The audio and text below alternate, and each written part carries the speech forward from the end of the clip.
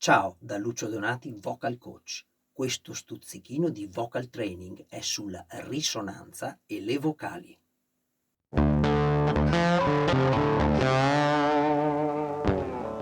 Il suono glottale, quello che nasce alla sorgente, prima di giungere all'esterno ed essere percepito dagli ascoltatori, passa in una serie di cavità: faringe, cavo orale e nell'articolazione di particolari fonemi tipo NG, cavità nasali.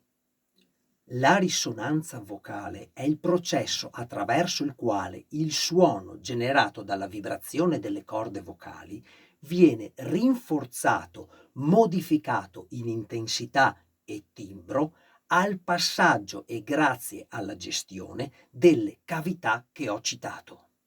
Maggior o miglior risonanza uguale a minor dispendio di energia e minor fatica per il motore. Ecco perché affronto l'argomento prima di motore grosso, corde spesse. Voglio risparmiare, essere efficiente a livello di cassa.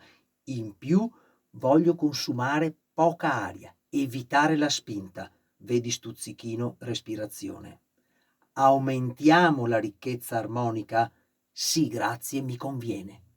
Le sensazioni vibratorie di petto e testa, così come la cosiddetta maschera, possono anche essere utili a livello di percezioni, ma non sono veri e propri fenomeni di risonanza, che è gestibile e modificabile volontariamente solo attraverso il vocal tract o tubo aggiunto.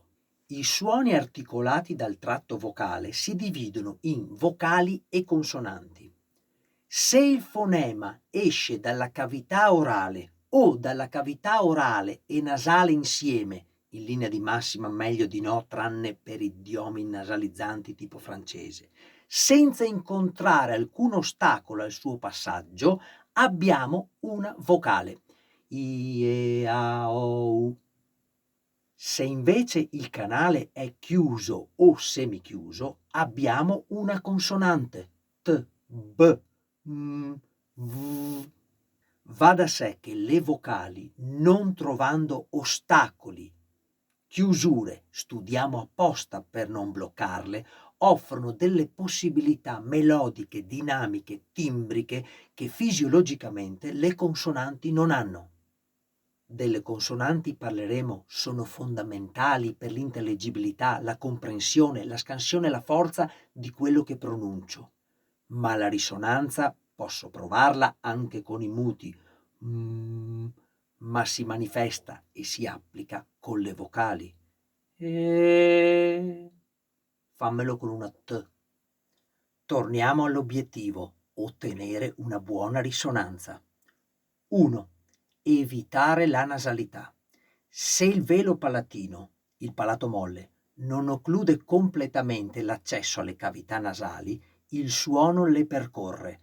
Ne consegue un'attenuazione di gruppi di armonici, perdita di intensità e di timbro. Questa roba qua. Nel caso di M, N, consonanti nasali sonore, le corde vibrano, il palato è aperto, infatti suonano piano, va bene così.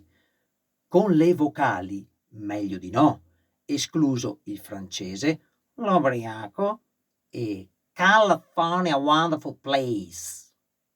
2. Limitare l'arretramento della lingua nell'esecuzione delle vocali centrale e posteriori. Indietro, au, in avanti, au, per evitare che mi porti ad ingolare, bloccare il suono in gola occupando spazio in faringe quando salgo. Attenzione, mantenere la lingua in avanti, non rigida, per aiutare gli acuti. Nel medio, parlo soprattutto di canto moderno e recitazione, non esasperare la posizione per non pregiudicare la comprensibilità del testo. Lingua libera, ma palato alto. 3. Non spalancare troppo la bocca e non irrigidire la mandibola. Disperdo suono, la lingua è difficile da gestire, ostacolo i movimenti della laringe. Ah! Ehi, Yogi! Esercizi.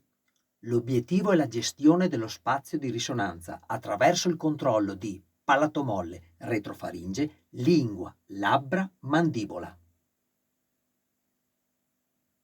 Vanno eseguiti con le vocali pianissimo, corde sottili, pianto, motore al minimo, per raggiungere la consapevolezza delle strutture coinvolte nel cambiamento di risonanza. 1. Apertura-chiusura del palato molle. Nghi, nghe, nga, ngo, ngu. Medio, alto. Nghi, nghe, nga, ngo, ngu. Basso. Nghi, nghe, nga, ngo, ngu. Verifico sulla vocale se il palato è ben chiuso tappando le narici. Nghi, nghi. Aumento il lavoro. Nghi.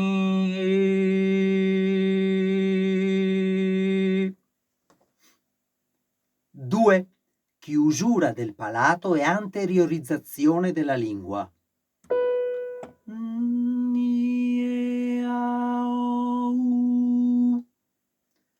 Per evitare che cada troppo indietro, mantengo la posizione della I anche nelle vocali posteriori, creando spazio col palato. Vado di qua e non di là. Ho U labiali. Mi raccomando, non forzare. È innaturale. È indispensabile soprattutto per gli acuti. Non deve portare a rigidità. 3. C aspirata. Per attivare palato molle e retrofaringe. Quando emetto il suono, mantengo il lavoro localizzato qui e soprattutto lo spazio creato nella cosiddetta verticale.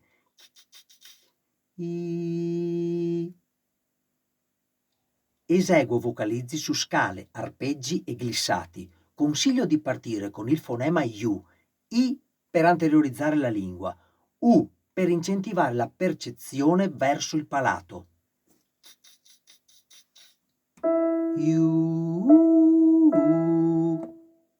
Pianto leggero in alto M2. 4. Puffy cheeks, guanciotte. Tipo nave. È un soft esercizio a vocal tract semi-occluso. La grande pressione aerea che creo nel cavo orale limita la pressione sottoglottica, quella sulle corde vocali, la spinta. Inoltre mi aiuta ad ampliare la cavità, a portare su il suono chiudendo il palato e a localizzare la tensione muscolare necessaria. Lo utilizzo per impostare scale, arpeggi e glissati.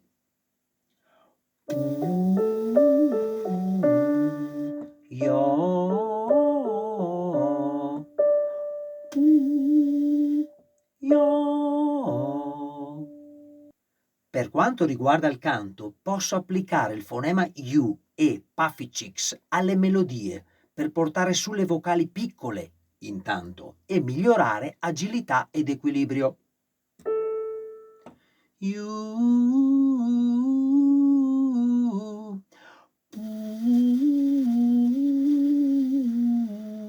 In the jungle, the mighty jungle.